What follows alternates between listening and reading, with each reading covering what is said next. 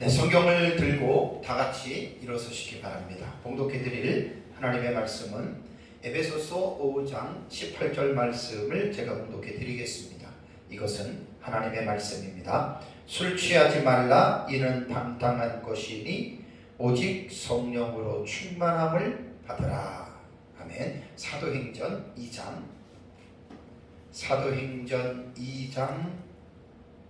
36절에서 41절 말씀까지 봉독해 드리겠습니다. 이것은 하나님의 말씀입니다. 그런즉 이스라엘 온 집은 확실히 알지니 너희가 십자가에 못 박은 이 예수를 하나님이 주와 그리스도가 되게 하셨느니라 하니라.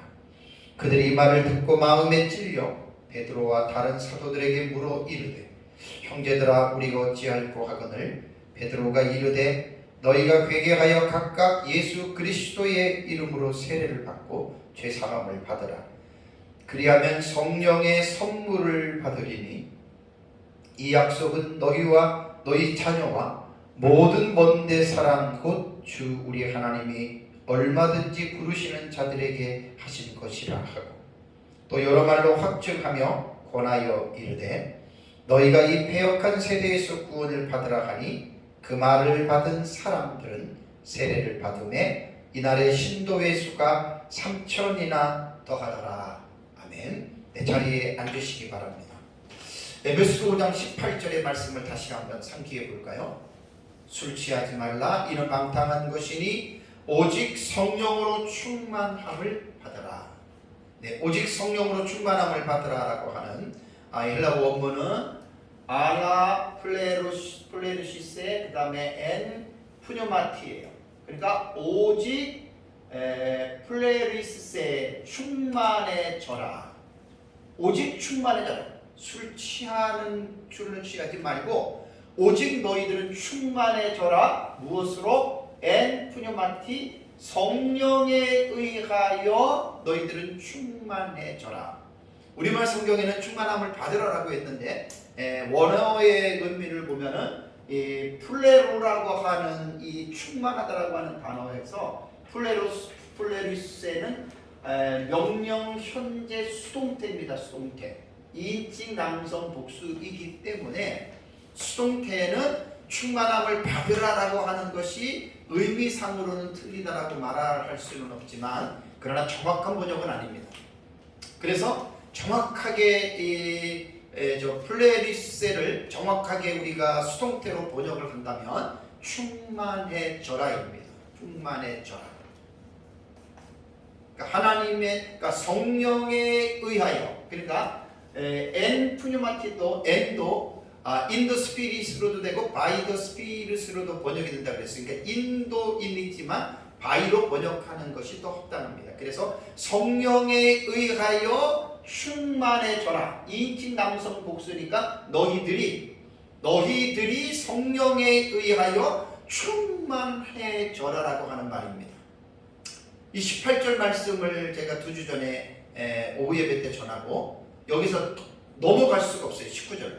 19절로 넘어갈 수가 없어서 지금 18절에 오직 성령으로 충만함을 받으라라고 하는 이 말씀에서 성령 충만 시리즈를 이번 시간에 3번째 시간으로 제가 조금 더 성령 충만해서 머물러서 이 부분에 관하여 지금 말씀을 살펴보고 있습니다. 충만이라고 하는 이 플레리슈세라고 하는 이 단어는 원래 본 동사의 어근이 플레로입니다. 플레로. 그러니까 고전 헬라어 문헌에 보면은 이제 플레레스라고 하는 이 충분한이라고 하는 단어에서 유래가 된 거예요.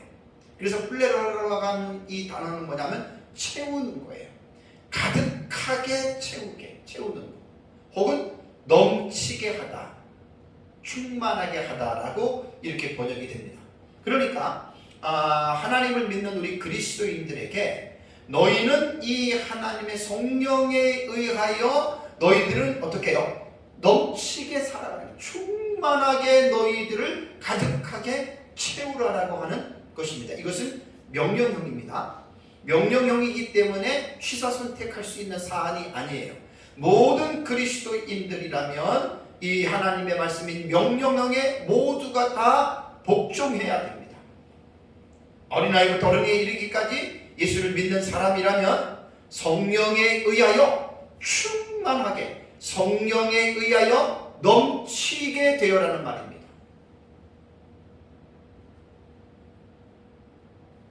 그래서 성령으로 충만하게 되는 것은 우리 그리스도인의 지성과 감성과 의지가 하나님의 성령에 의하여 온전하게 지배를 받고 다스림을 받는 상태를 말합니다.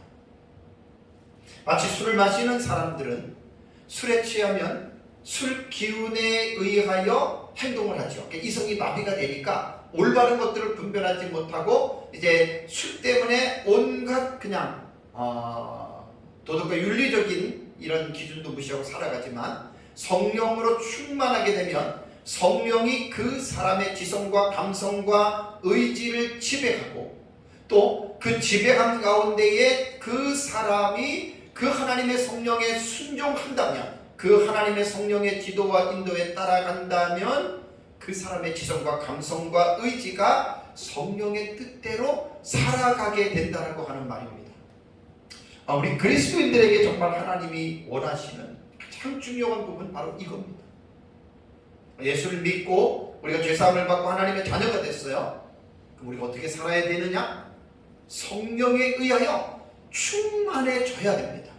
제가 에베소서 4장을 여러분들에게 설교를 할 때 에베소서 4장과 5장과 6장을 보면, 에베소서 4장 1절을 보면은 이제 부르심에 하나님께서 우리를 부르심에 합당하게 행하라라고 하는 말이 4장 1절에 나오죠. 너희가 부르심을 받은 일을 합당하게 행하여 라는 말이 나옵니다. 그래서 제가 에베소서 4장 1절을 4장 전체, 5장 전체, 6장 전체에 나오는 이 행함에 관한 이 교훈에 대해서 4장 1절이 주제 문장이 된다 그랬죠. 4장 1절 제가 설교할 때 그렇게 말씀을 드렸습니다.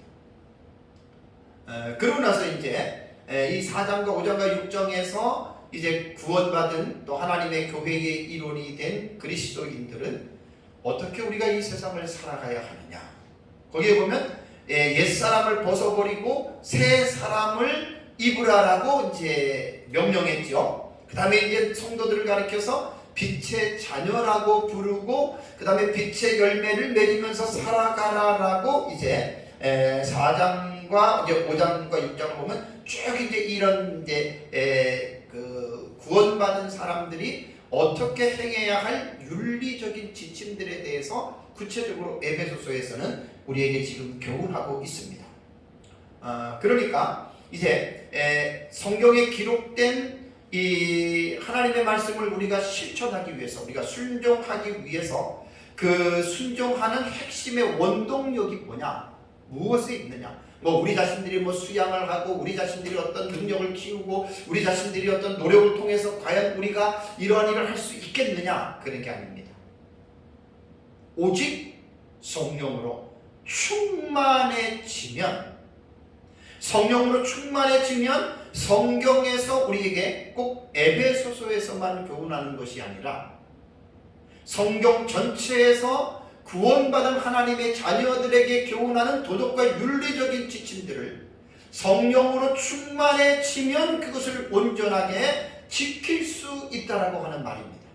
그래서 에베소 4장 2절과 3절을 보면 모든 겸손과 온유로 하고 오래 참음으로 사랑 가운데서 서로 용납하고 평안에 매는 줄로 성령이 하나 되게 하신 것을 힘써 지켜라 라고 하는 이 명령도 우리 자신의 어떤 노력과 우리 자신의 능력에 의해서 우리가 이 계명을 지키는 것이 아니라 오직 성령으로 충만하게 되면, 오직 성령으로 충만하게 되면 겸손과 온유와 오래 참음과 사랑 가운데서 용납하고 평안에 매는 줄로 하나가 될 수 있다라고 하는 말입니다. 그리고 성도를 온전하게 하고 봉사의 일을 하게 하며 그리스도의 몸을 세우고 그리스도의 장성한 분량이 충만한 데 이르는 길도 우리 자신들의 도덕적 수양에 달린 것이 아니에요. 우리 자신의 능력에서 나오는 게 아니에요. 에베소 4장 12절 13절을 보면은 이것도 이렇게 되는 길도 에베소 5장 18절에 오직 성령에 의하여 충만하게 되면 이런 일이 가능합니다. 에베소 4장 14절에서 16절에도 우리가 어린아이가 되지 아니하고 사람의 속임수와 간사한 유혹에 빠져 온갖 교훈의 풍조에 밀려 요동하지 않는 것과 그리고 오직 사랑 안에서 참된 것을 하여 범사의 머리이신 그리스도에게까지 자라는 것도 우리 개인의 어떤 영향력 속에서 나오는 게 아니에요. 오직 성령에 의하여 충만하게 되면 이것도 가능하다는 말입니다. 그리고 에베소 5장 1절에 너희는 하나님을 본받는 자들이 되어라 그랬잖아요. 하나님을 본받는 자들이 되는 것도 이것도 오직 성령에 의하여 우리가 충만하게 되는 길밖에 없습니다. 그 다음에 5장 2절에도 그리스도께서 우리를 사랑하신 것과 같이 우리도 서로 사랑하는 삶을 살아가라고 말씀을 했는데, 우리가 이런 아가페의 사랑으로 우리가 서로 살아가려면 다른 데는 길이 없습니다. 에베소서 5장 18절에 말한 오직 성령에 의하여 충만해져라. 오직 성령에 의하여 충만하게 되면은 우리는 어떤 사람이라도 사랑할 수 있습니다. 어떤 원수라도 우리는 용서할 수 있습니다. 그리고 빛의 열매를 맺는 것도 에베소서 5장 9절을 보면은 8절과 9절을 보면 너희들은 빛의 자녀고 빛의 열매를 맺는 것도 오직 성령으로 충만하게 되는 길밖에 없습니다. 그리고 이제 제가 몇 주 지나고 나서 에베소서 이제 5장 22절에 보면은 가정에 관한 윤리적인 지침들이 나옵니다. 아내들이 남편에게 어떻게 하고 남편이 아내에게 어떻게 하고 부모가 자식에게 자식이 부모에게 어떻게 하는 이것도 이 가정을 향한 이 에베소서의 교훈을 가족의 구성원들이 다 순종을 한다면 정말로 해피 패밀리가 됩니다. 행복한 가정, 아름다운 가정, 정말 이 세상에서 천국을 이루어가는 그런 복된 가정이 될 수 있습니다. 왜 수많은 가정들이 행복을 느끼지 못하고 왜 불행 가운데에 가정들이 속해 있는 줄 아십니까? 우리 그리스도인들은 특히 성령에 의하여 충만해지지 않으면 가정이 행복해질 수가 없어요. 그러니까 성령에 의해서 충만해지는 것은 어느 한 부분만 말씀을 하는 것이 아니라 우리 모든 삶의 전체를 포괄하고 있는 내용입니다. 가정이 행복해지려면, 가정이 아름다워지려면, 부부관계가 행복한 삶을 누리려면 가족의 구성원 모두가 알라 플레리시세 엔 푸뉴마티 오직 성령에 의하여 충만하게 되어져라 그 말입니다. 그리고 에베소서 이제 6장으로 넘어가면 5절에서 9절에 보면 이제 복된 사회를 만들기 위해서 노사예요. 노사. 사업주와 고용주와 이제 고용인 노사가 정말로 견실하고 그런 올바른 어떤 사회의 공동체, 회사를 만들기 위해서는 기독교인의 가치로 볼 때 오직 성령에 의하여 충만하게 되어지는 길밖에 없습니다. 그리스도인들 가운데에 경제생활을 하는 경제인들이 많습니다. 사업을 하시는 분들이 많습니다. 정말 하나님께 영광을 돌리기 위해서 사업을 하는데 종업원들을 잘 관리해야 되고 다스려야 되는데 다른 방법이 없어요. 오직 성령에 의해서 충만하게 되면 기업주도 고용인도 또 그 다음에 기업주도 정말 성령에 의해서 충만하면 천국과 같은 회사가 됩니다. 교회도 마찬가지죠. 교회도 성령으로 충만해지면 그야말로 그 모임 자체가 천국과 같은 그러한 모습으로 여러분 이제 이루어질 수가 있습니다. 그 다음에 이제 에베소서 마지막 교훈인 6장에 이제 10절 이후에 보면 전신각주를 입고 이제 마귀와의 싸우는 것도 성령 충만밖에 없어요. 이렇듯 에베소서 5장 18절에 술 취하지 말라 이는 방탕한 것이니 오직 성령으로 충만함을 받으라라고 하는 이 말씀은 구원받은 그리스도인들이 이 세상을 살아가는 데에 있어서 없어서는 안 될 가장 중요한 삶의 핵심이 되는 교훈이기 때문에 그렇습니다. 그래서 제가 에베소서를 1장부터 주의 설교를 지금 쭉 해 나가다가 5장 18절의 이 말씀의 중요성을 깨닫고 제가 넘어갈 수가 없었어요. 지난주 오후 예배 때에 5장 18절 말씀을 설교하고 더 이상 넘어갈 수가 없어요. 19절은 넘어갈 수가 없었어요. 그래서 지난주에 오전과 오후 예배 때에 2시간 하고 이번에도 또 2시간 하고 다음 주에도 또 할 거예요. 왜? 오직 성령에 의하여 충만하게 되어져야 이것으로 인해서 우리들의 신앙의 삶의 모든 부분에 하나님께 영광을 돌릴 수가 있고 우리 자신들도 승리하는 신앙 생활을 할 수밖에 없다라고 하는 사실입니다.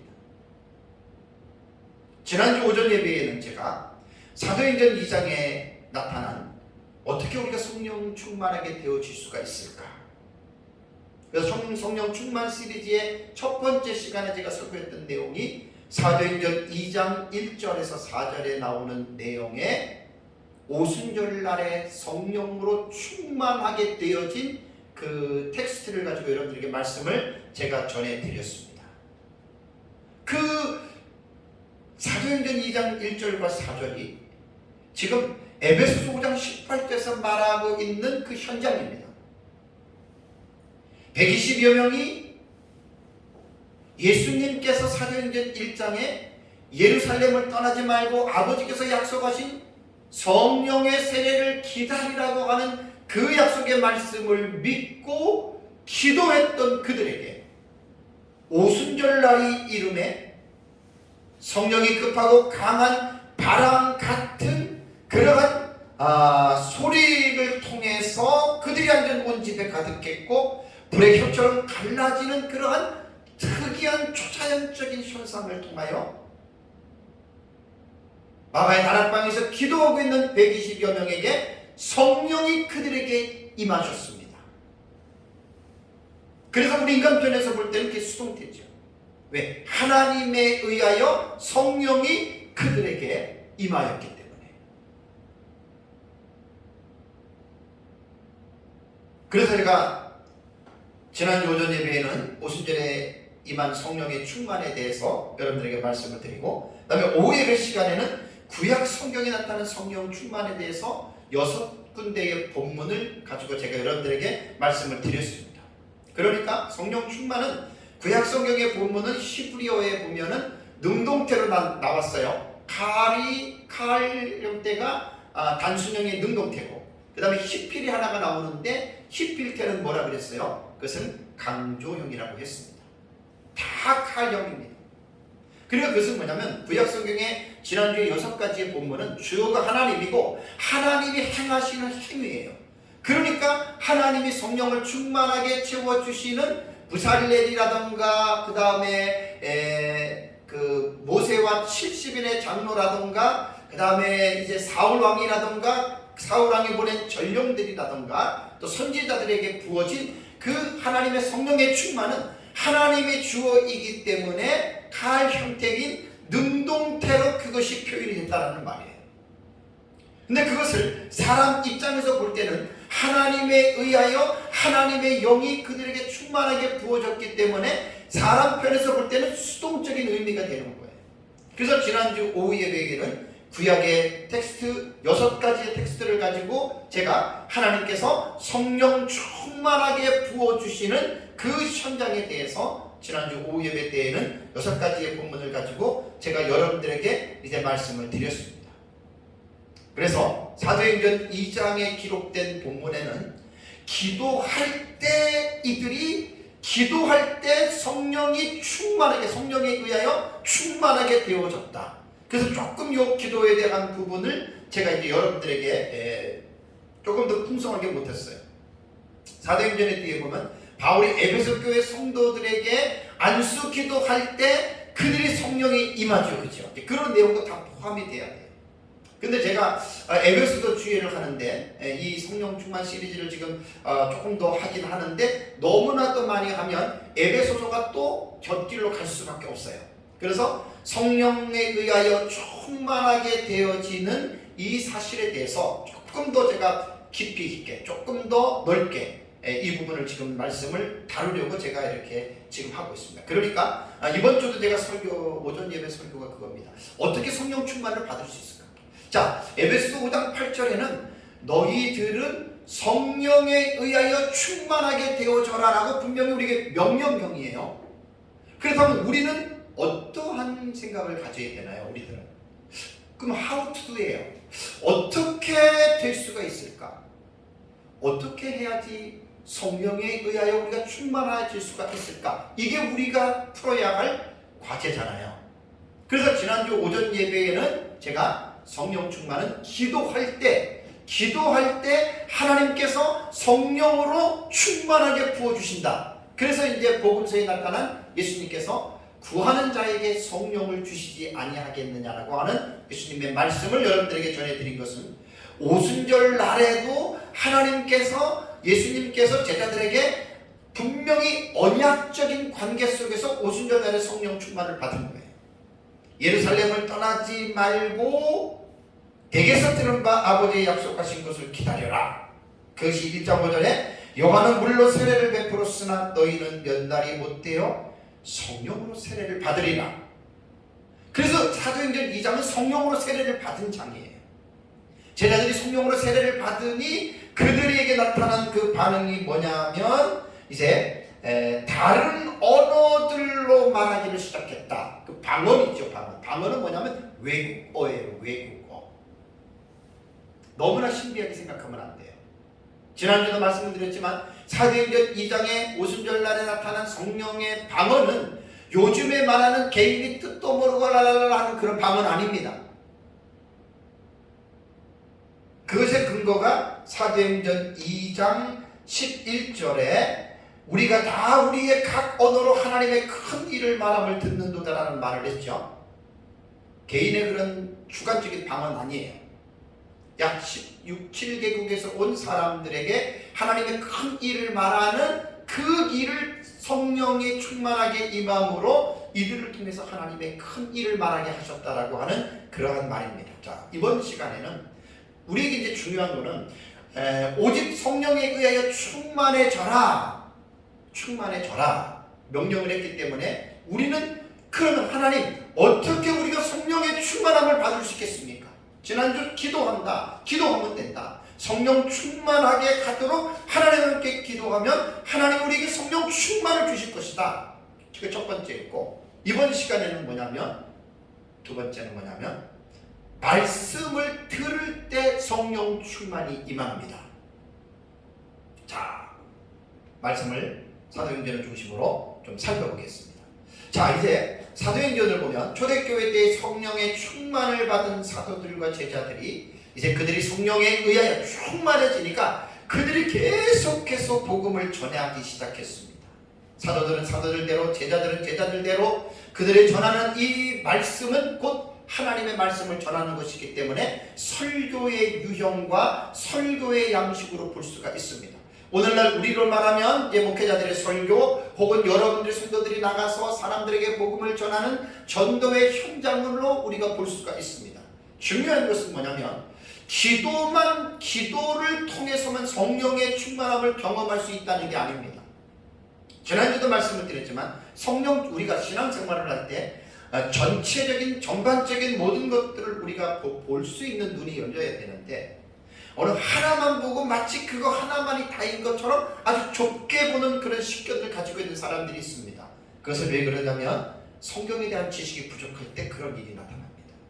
성경 전체를 볼 때는 기도를 통해서 성령에 의하여 충만해지지만 기도만 통하여 성령에 의하여 충만하게 되는 게 아니라는 것입니다. 그래서 오늘 살펴보는 것은 말씀을 들을 때에 말씀을 듣는 순간에 성령의 충만함이 이루어질 수 있다. 자, 그러면 사도행전 2장 오늘 읽은 36절, 2장 36절에서 41절의 말씀을 한번 볼까요? 자, 36절을 보면 그런즉 이스라엘 온 집은 확실히 알지니 너희가 십자가에 못 박으니 예수를 하나님이 주와 그리스도가 되게 하셨느니라 하니라. 베드로의 설교예요. 37절 뭐라고 했죠? 그들이 이 말을 듣고 무슨 말을 들었습니까? 하나님의 말씀을 들었다는 말입니다. 하나님의 말씀을 프리칭하는 그 설교자의 말을 듣고 복음을 전파하는 그 사람들의 말을 들었다는 말입니다. 그들이 이 말을 듣고 어떻게 해요? 마음에 찔려 베드로와 다른 사도들에게 물어 이르되 형제들아 우리가 어찌할꼬 하거늘. 그래서 베드로가 38절에 뭐라고 그럽니까? 베드로가 이르되 너희가 회개하여 각각 예수 그리스도의 이름으로 세례를 받고 죄 사함을 받으라. 조건이 뭐예요? 그리하면 성령의 선물을 받으리니 라는 말이 나옵니다.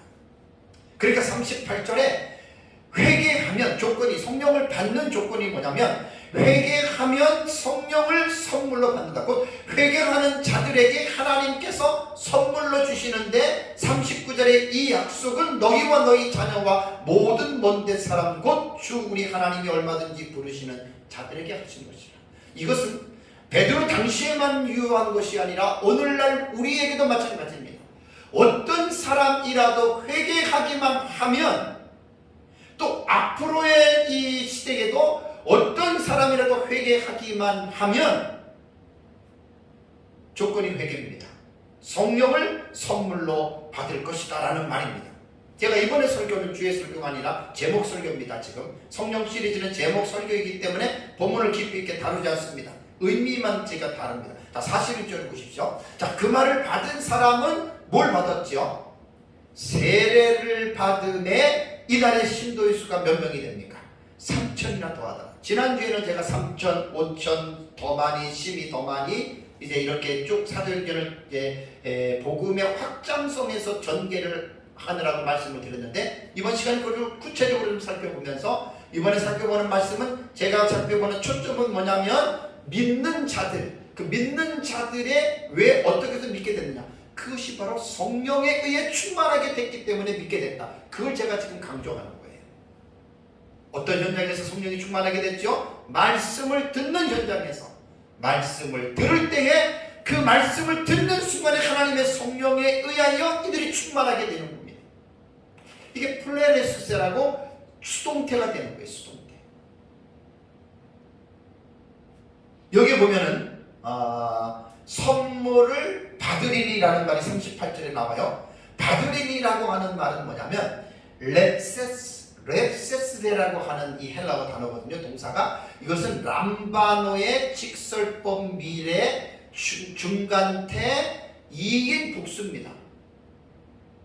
자, 중간, 이게 또 디포테라 그래요. 중간태. 이게 뭐 부정시상으로도 보기도 하고. 자, 그렇다면 이것을 직설법 미래 중간태로 이진 복수로 읽으면 너희들이 너희 자신을 위하여 받으라는 말입니다. 근데 미래니까 뭐예요? 받을 것이다. 그렇게 돼요.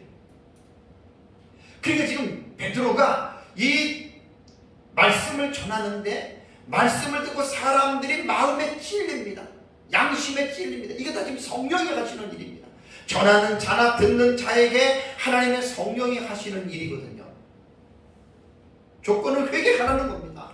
예수 믿지 않고 너희가 십자가에 못 박아 죽인 그 예수 너희들이 회개하라는 얘기입니다. 지금 이 현장에서. 그리고 회개하고 세례를 받으라. 세례는 죄 씻음의 것입니다. 그러면 하나님이 너희들에게 성령을 선물로 주실 것이다. 그래서 이날에 성령 세례를 받은 사람이 3,000명이 동시에 세례를 받았습니다.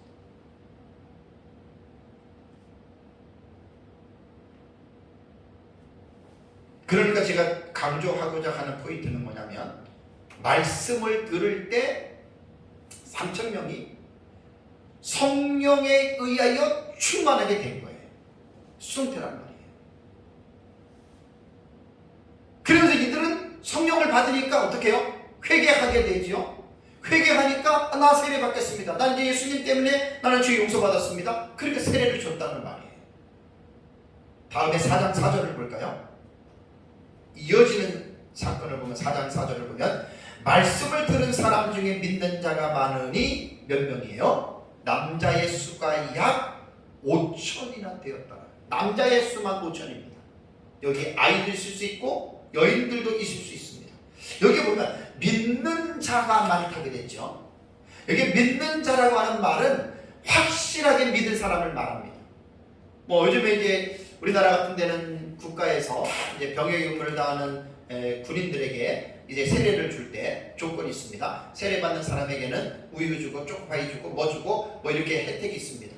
그래서 이제 실제적으로 뭐 세례 받고 싶진 않은데 먹을 거 주고 혜택을 준다고 하니까 그래서 받는 사람도 의외로 많다 그래요. 그건 저는 잘 모르겠어요.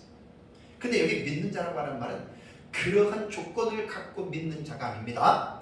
진짜 자기가 죄인임을 알고 십자가에 못 박히신 예수 그리스도가 나의 죄를 대신해서 그분이 십자가에 죽었다라고 하는 이 사실을 진짜 진실되게 믿는 자를 말합니다.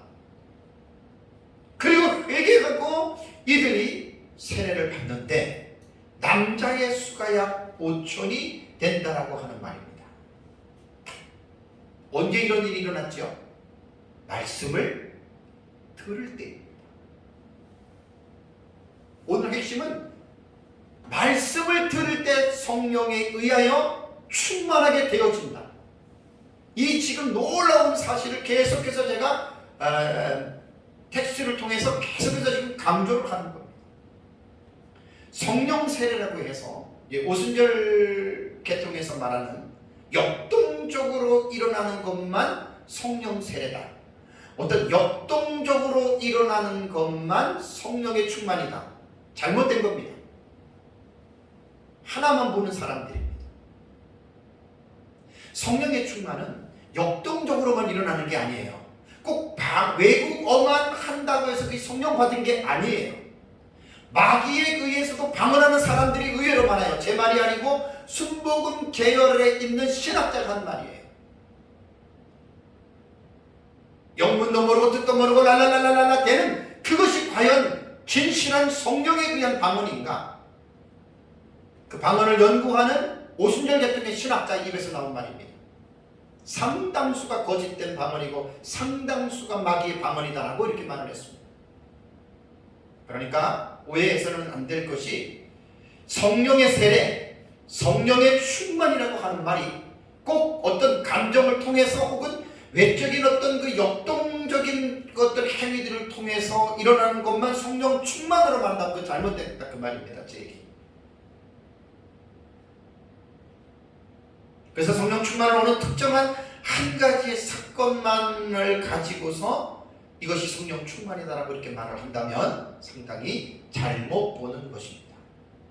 그래서 성령 세례와 성령 충만은 사람마다 다 똑같지 않습니다. 그리고 상황에 따라서 반드시 다르게 나타납니다. 근데 하나의 공통점이 있습니다. 성령 세례와 충만은 성령 세례를 받지 않고는 예수 그리스도를 주로 믿을 수 없다는 거예요. 그래서 이제 서신서에 나오잖아요. 성령으로 말미암지 않고는 주라고 시인할 수 없다라는 말이 나오죠. 그래서 베드로와 요한의 설교를 듣고 믿는 자의 수가 약 5천이 되었다라고 하는 말은 하나님의 말씀을 들을 때에 이들이 성령의 세례를 받은 것이고 그때 이들이 성령으로 충만해진 것이고 그때 이들이 성령에 의하여 회개하고 그리고 이들이 예수 그리스도를 믿겠다고 고백하고 이들이 세례를 받았다. 그 수가 남자만 5천이 넘었다는 말입니다. 다음에 5장 12절. 지금 제가 이제 보는 사도행전의 본문은 이제 초대교회 때 성령을 받은 제자들을 통해서 교회가 확장해가는 과정에 있는 그러한 도상에 있는 그 말씀들이기 때문에 되게 중요합니다. 자, 5장 12절과 14절 볼까요? 사도행전 5장 12절과 14절. 사도들의 손을 통하여 민간의 표적과 기사가 많이 일어나매 믿는 사람이 다 마음을 같이하여 솔로몬 행각에 모이고 그 나머지는 감히 그들과 상종하는 사람이 없으나 백성이 칭송하더라. 14절에 믿고 주께로 나오는 자가 더 많으니 남녀의 큰 무리더라. 자, 3천, 5천에서 이제 남녀의 큰 무리가 5천보다 더 많다는 이야기죠. 자, 본문의 사도행전 5장은 5장 1절에 아나니아와 삽비라 사건 이후에 이어지는 내용입니다. 앞에서 말씀드린 대로 성령으로 말미암지 않고는 예수 그리스도를 주라고 시인할 수가 없습니다. 그러므로 남녀의 큰 무리가 사도들 앞에 나왔다는 말은 이미 이들은 베드로와 이 사도들과 제자들이 전하는 이 하나님의 말씀을 듣고 그 하나님의 말씀을 듣는 가운데에 그들은 성령의 세례를 받았고 그들은 성령의 세례가 성령의 충만으로 이어지면서 그들이 회개하고 바로 믿음을 갖는 세례를 받는 하나님의 자녀들이 되었다. 근데 남녀의 큰 무리입니다. 5천에서 더 많은 무리가 이루어진 것입니다. 그야말로 초대교회는 성령을 받은 제자들을 통해서 120문도의 제자들을 통해서 이런 놀라운 교회의 이 부흥이 폭발적으로 지금 배가가 지금 이루어지고 있습니다. 그 다음에 6장 1절을 볼까요? 6장 1절 보겠습니다. 그때에 어떻게 해요? 제자가 더 많아졌는데, 더 많아져요. 계속해서 교회는 increase, 증가가 됩니다. 회개하고 예수를 믿고 세례받는 사람이 증가가 됩니다. 왜요? 성령에 의하여 그들이 충만하게 되어졌기 때문에. 플레리스세 앤 푸뉴마티, 성령에 의하여 충만해져라. 수동태. 그러니까 하나님이 성령을 그들에게 부어주시니, 참 놀라운 지금 이게 교훈이 뭐냐면, 우리가 전도할 때 내가 말을 잘하고 내가 능력이 있어서 사람을 회개시키고 내가 어떤 지혜가 막 특출하고 그래서 내 능력으로 사람을 굴복시키는 게 아닙니다. 우리의 눈에는 보이지 않지만 The Holy Spirit, 하나님의 성령에 의하여 말씀을 듣는 그들에게 성령이 역사하신다. 사도행전 6장 1절에는 그때 제자가 더 많아집니다. 어떻게 제자가 되죠? 말씀을 들으면서 제자가 되는 거예요. 제가 지금 이번 시간에는 설교의 화제는 그겁니다. 어떻게 성령 충만하게 될 수 있을까? 하나님의 말씀을 들을 때 가능하다. 그 텍스트를 계속 지금 제가 말씀을 드리는 겁니다. 하나님의 말씀을 들을 때 성령에 의하여 충만하게 되어진다. 다음에 5번째는 사도행전 6장 7절을 볼까요? 사도행전 6장 7절, 하나님의 말씀이 어떻게 해요? 점점 왕성하여. 이거 다 주의 설교를 하면 이거 1시간 못해요. 3시간은 해야 돼요. 제목 설교이기 때문에 제가 그냥 의미만 지금 딱 설명하고 넘어갑니다. 하나님의 말씀이 점점 왕성하여 예루살렘에 있는 제자의 수가 어떻게 해요? 더 심히 많아지고, 제자의 수가 많아지는데 그보다 더 심히 비교법 더 지금 증가되고 있다는 말입니다. 그 다음에 허다한 제사장의 무리도 이 도에 복종하니라. 제사장이면 유대교회 지도자들이잖아요. 종교 지도자들이잖아요. 이 도에 복종합니다. 그러니까 하나님의 말씀이 왕성해졌다. 사역자들과 사도들과 제자들을 통해서 그들의 입에서 나오는 말이 뭡니까? 하나님의 말씀입니다.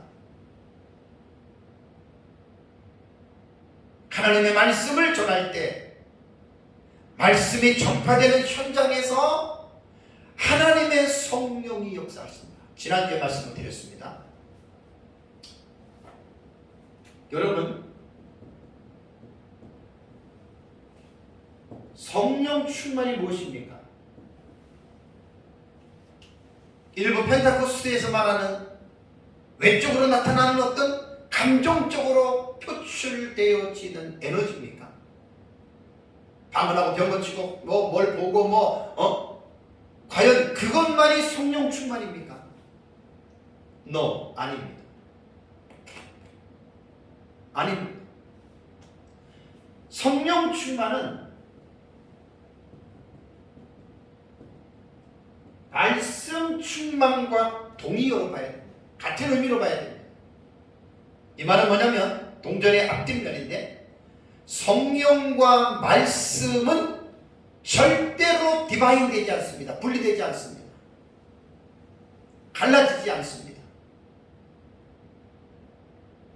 성령이 충만한 곳에는 반드시 성령의 감동으로 기록해 놓으신 성경 66권의 말씀이 반드시 함께 갑니다. 주인이 함께 갑니다.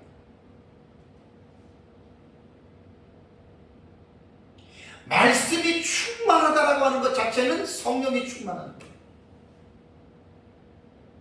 성령이 충만하다라고 하는 것은 말씀이 충만해진 거예요.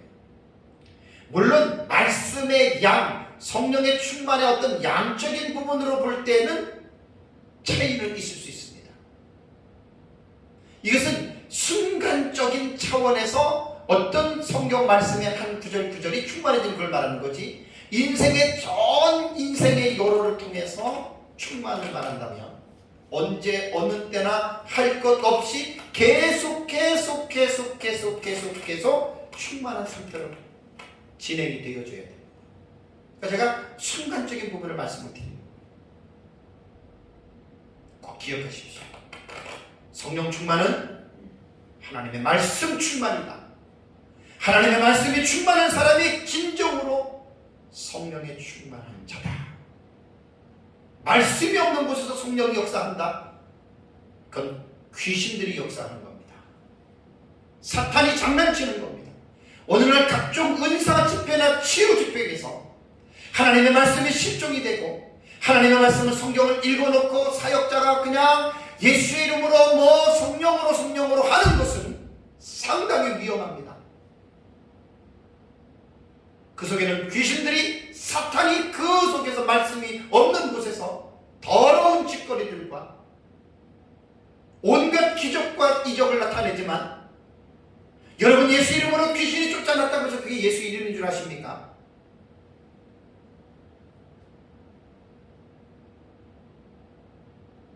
무당이 여러분 굿할 때 귀신 쫓아냅니다.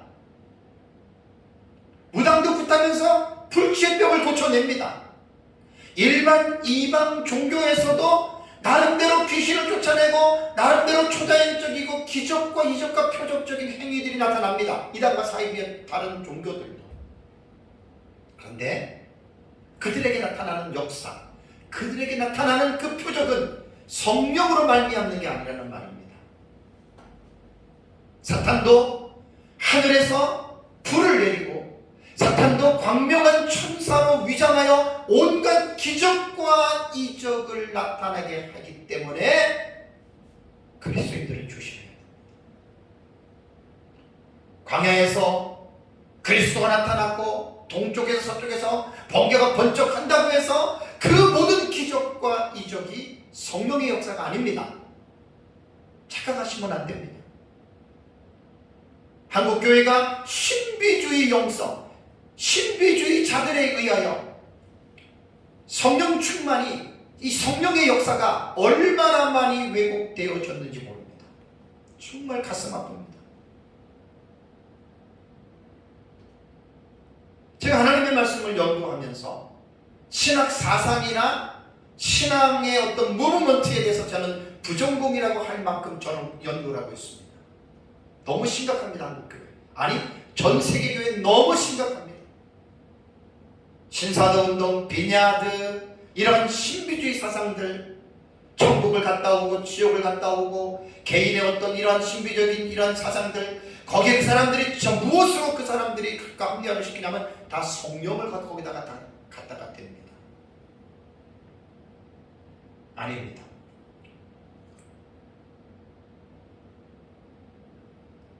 하나님의 이름을 망령되이 일컬으면 그 죄입니다.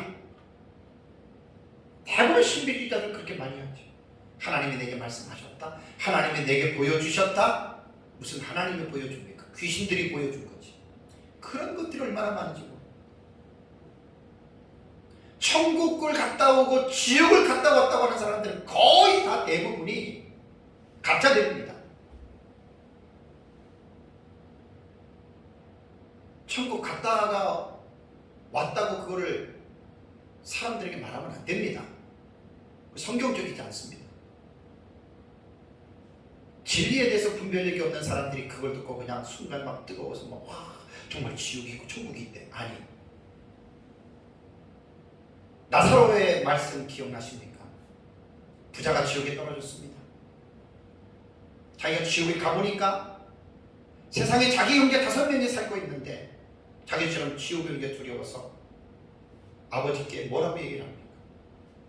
아버지 아브라함이요, 아버지 품에 있는 나사로를 세상에 보내서 자기 형제들에게 말해서 제발 이곳에 오지 않고, 우리로 말하면 예수님 믿고 구원받고 천국 가라 이렇게 말하라고 그러잖아요. 그때 하나님이 뭐라고 말합니까? 예, 설사 죽은 자가 살아나서 가가지고 너희 형제들에게 그런 얘기를 해서 지옥 있으니까 오지 말라고 말을 한다 하더라도 그건 아니라는 거예요. 그들에게는 누가 있느냐? 모세와 선지자들이 있지 않느냐? 그것이 하나님의 말씀을 전하는 사역자들, 하나님의 말씀을 전하는 성도들이 있다는 이야기입니다.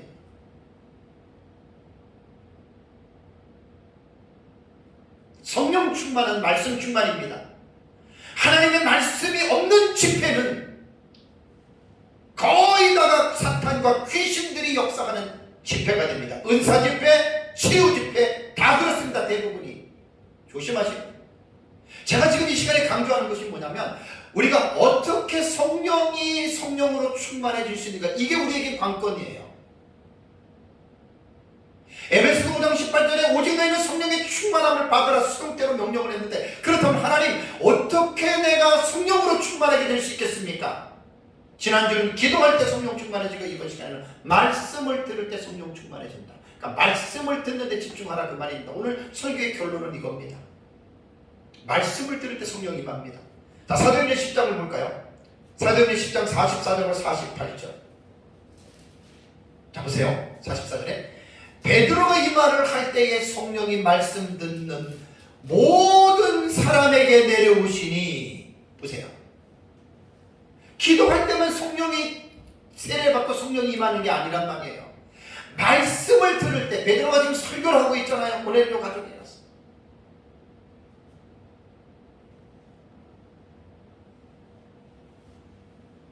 고넬료 가족에서 그들의 그 권속들에게, 가족들에게 지금 하나님의 말씀을 전하는데, 제가 그랬잖아요. 말씀 성령 충만이 말씀 충만이고 말씀 충만 성령 충만.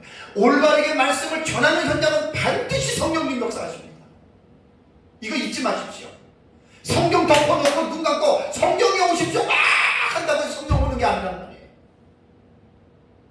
거기 귀신이 올 수도 있고 사탄의 역사가 있을 수 있습니다. 그래서 성도들은 여러분들의 영적인 상태를 비동태로 놓으면 안 돼요. 수동태로 놓으면 안 돼요. 마음을 열어놓고 그냥 옷이 없어서 이게 열어놓잖아요. 성령만 들어오는 게 아니라 귀신도 들어가요. 귀신도. 피동적으로 여러분들의 마음을 방관하지 마십시오. 방치하지 마십시오. 능동적으로 여러분들의 마음을 다스리십시오. 아주 중요한 말입니다. 이 말은. 베드로가 이 말을 할 때에 성령의 말씀을 듣는 모든 사람에게 내려오시니, 베드로가 놀래요. 베드로와 함께 온 할례받은 신자들이 어떻게 해요? 이방인들에게도 성령 부어주심으로 말미암아 놀라니까. 유대인들 가운데 그리스도인들, 유대계 그리스도인들이에요. 이들은 지금, 고넬료는 지금 이방인들이잖아요. 그들에게 막 지금 말 설교를 하는데 막 그들이 막 성령이 부어지고, 46절을 보니까 이는 방언을 말하며 하나님 높임을 들음이로라. 그래서 이제 오순절 계통은 꼭 성령이 충만하면 방언했다. 이게 몇 군데 안 나와요. 몇 군데 안 나오는 내용을 전체적인 텍스트로 착각하는 거예요. 방언 임할 수 있죠. 그러나 올바른 방언과 거짓된 방언도 많다는 거예요.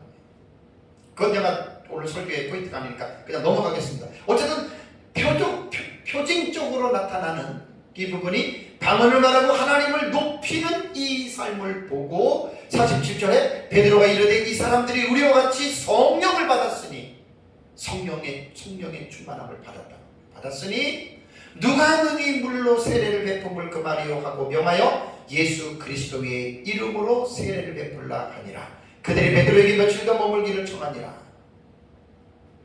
자, 고넬료의 가정에서 사도 베드로가 설교할 때 자신이 놀랐어요. 자신은 그냥 성령의 감동이 돼서 성령의 충만해서 좀 복음을 전하는데 그 대상들이 설교를 듣는 대상들이 이방인입니다. 고넬료 가족입니다. 근데 딱 설교를 하는데 갑자기 이방인들이 막 성령이 임하기 시작하고 성령이 나온다는 표징이 나타나고 그들이 막 방언하고 막 하나님 높이고 막 하나님 살아계시고 막 이런 거 하는 거. 베드로가 깜짝 놀래서 지금 놀랬다 이거예요. 우리들에게만 아브라함의 자손인 우리들에게만 성령이 임할 줄 알았더니 이방인들에게까지도 이렇게 성령이 임하는 거야. 이 세례 당장 줘야 된다. 그래서 줬다는 그 말입니다. 자, 여기서 우리가 하나 성령 세례와 교회에서 베푸는 물 세례에 대한 이해를 해야 됩니다. 정리를 해야 됩니다. 제가 2주 전에 설교할 때 기억나시죠? 자, 교회에서 말하는 물 세례, 침례도 좋습니다. 그렇지만 침례교처럼 침례만으로만 말하면 잘못된 거예요. 그 사람들이 침례교는. 침례 받아도 저는 괜찮아요. 우리가 장로교에서 말하는 약식 세례는 똑같아요. 똑같이 보셔야 됩니다. 그럼 세례는 침례는 누구한테 주느냐? 성령 세례를 받은 사람에게 세례를 주는 거예요. 성령 세례가 뭐죠? 예수를 믿고 회개하고 예수 믿겠다. 그게 성령 세례 받은 자예요. 그래서 성령 세례에 대한 이 개념이 오순절 계통의 이 성령론과 개혁주의 성경론이 다릅니다.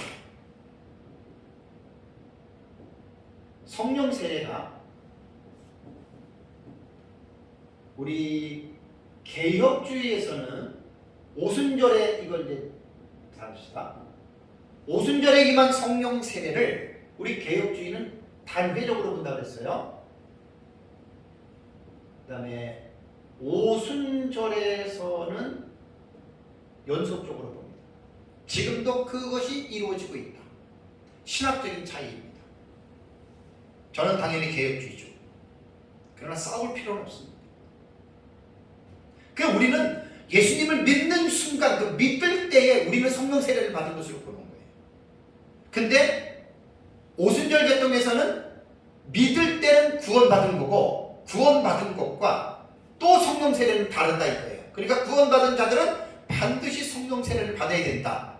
거기는 두 번의 과정을 이야기하지만 우리 개혁주의의 성령론은 한 번입니다. 믿을 때 성령 세례 받았다. 그것도 성령 세례를 불세례라고도 이야기하죠. 그러니까 우리는 감정적으로 외적으로 나타나는 어떤 다이나믹한 어떤 에너지식으로 나타나는 그것을 우리는 성령 세례로 하지 않는다는 거예요.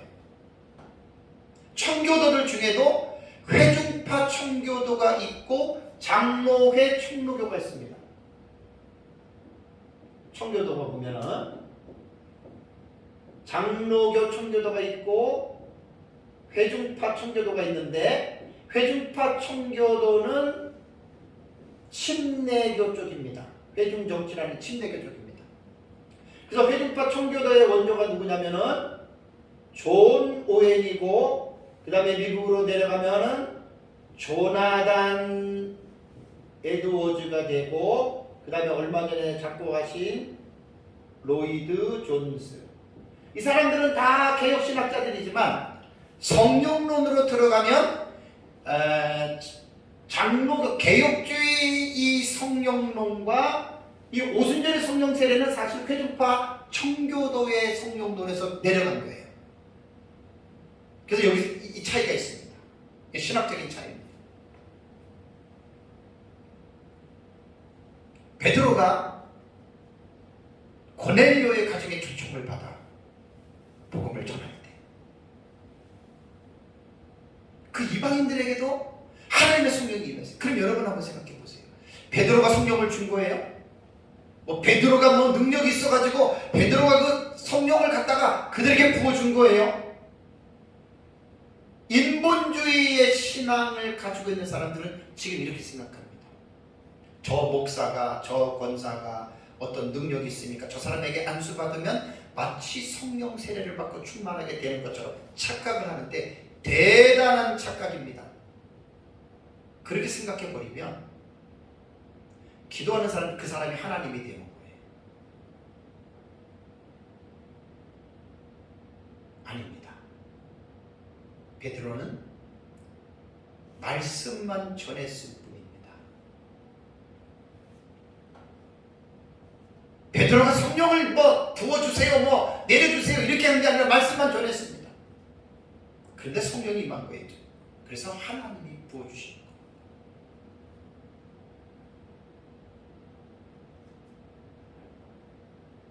성령 세례, 성령 충만, 우리는 단회적으로 봅니다. 오순절날에.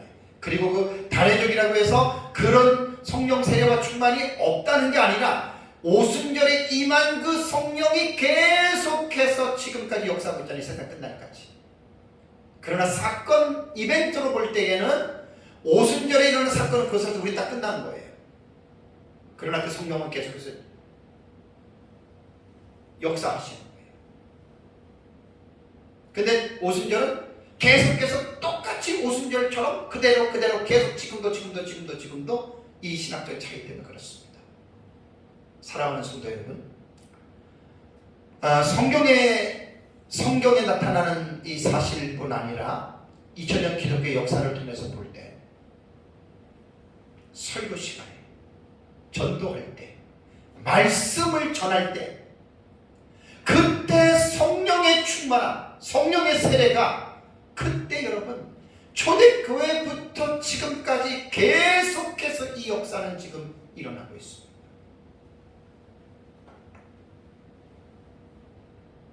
교회는 하나님의 말씀의 공동체가 교회입니다. 교회는 말씀을 가르치는 은사를 받은 사역자들이 있습니다. 에베소서 4장에서 제가 여러분들에게 말씀을 전할 때 에베소서 4장 7절에 우리 각 사람에게 그리스도의 선물의 분량대로 은혜를 주셨다. 그것이 11절에 그가 어떤 사람은 사도로, 어떤 사람은 선지자로, 어떤 사람은 복음 전하는 자로, 어떤 사람은 목사와 교사로 삼으셨다. 이게 에베소서에서 말하는 은사의 특징입니다. 전체 은사를 에베소서는 논하는 것이 아니라 가르치는, 말씀을 가르치는 은사만 집중해서 그 포커스를 맞춰서 그 은사만 지금 에베소서는 말하고 있는 거예요. 로마서에서 11장에 은사의 종류가 7가지 나오고 고린도전서에서 은사의 종류가 9가지 나온다고 말씀을 드렸어요. 제가 언제 은사론을 할 때 그것도 자세히 하는데 지금 은사론을 하는 게 아니에요. 에베소서에는 말씀을 가르치는 이 은사, 사역자들에 대한 중요성을 지금 교훈하고 있는 겁니다. 자, 사역자들이 뭘 하지요? 말 그대로 말씀 전하는 거예요. 그래서 초대교회 사도들이 우리는 말씀 전하는 것과 기도하는 일에 우리는 전무해야 된다. 교회의 사역이 점점점 확장될수록 교회의 봉사는 이제 그래서 초대교회 7집사를 세운 것이 아닙니까? 사역자들은 말씀을 연구해서 말씀을 전하는 거예요. 이 말씀을 전할 때에 성령이 역사하십니다. 성령이 임하시고 성령 세례를 주시고 성령으로 충만하게 하시고 말씀을 듣는 성도들은 설교를 들을 때, 말씀을 들을 때에 이 성령과 함께하는 아주 행복하고 그러한 복된 시간이 될 수 있습니다. 그 말씀을 듣는 시간은 언제일까요?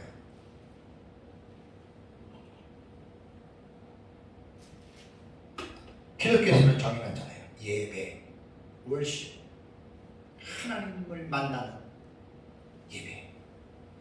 그래서 가장 복된 시간이 예배입니다. 교회는 예배적인 공동체입니다. 말씀의 공동체입니다. 예배의 중심은 말씀입니다. 설교자가 말씀을 통해서, 예배를 통해서 살아계신 하나님의 말씀을 전해주고 해석하는 것이 여러분에게 설교입니다. 설교가 뭐 다른 게 있습니까? 하나님의 말씀을 연구해서 풀어주는 것이 이게 설교입니다. 설교자가 하나님의 말씀을 풍성하게 충만하게 연구해서 전하면 당연히 그 시간은 성령으로 충만한 시간이 됩니다. 그러나 설교자가 말씀을 충만하게 준비하지 못하고 말씀을 떠난 쓸데없는 쓰잘데기 없는 얘기를 시작하게 되면 그 예배는 성령으로 충만한 예배가 될 수가 없습니다. 성령 충만하고 말씀 충만이라고 하는 이 둘은 동전의 앞뒷면과 같아서 절대로 뗄래야 뗄 수가 없다라고 하는 사실을 여러분들이 기억하셔야 됩니다. 그래서 성령 충만을 받는 것은 하나님의 명령형이라고 했습니다. 수동태입니다. 현재형입니다. 항상 하나님의 말씀을 여러분 우리는 언제든지 간에 하나님의 성령에 의하여 충만하게 되어져야 되고 이 하나님의 말씀에 충만하게 되어지는 가장 복된 시간이 지상의 교회는 예배라고 하는 예배 시간을 정해놨다고 하는 사실. 오늘도 2023년 3월 19일 주일 낮 예배 우리가 하나님의 말씀을 통해서 여러분들에게 하나님의 성령으로 늘 충만해지고 또 계속해서 우리의 교회 공동체가 예배의 공동체로서 예배 시간마다 여러분들이 예배를 사모하고 예배에 나와서 설교자의 말씀을 통해서 말씀으로 통해서 성령이 충만하게 되는 삶을 살아가시기를 주님의 이름으로 축복합니다. 우리 다 같이 함께 기도하겠습니다.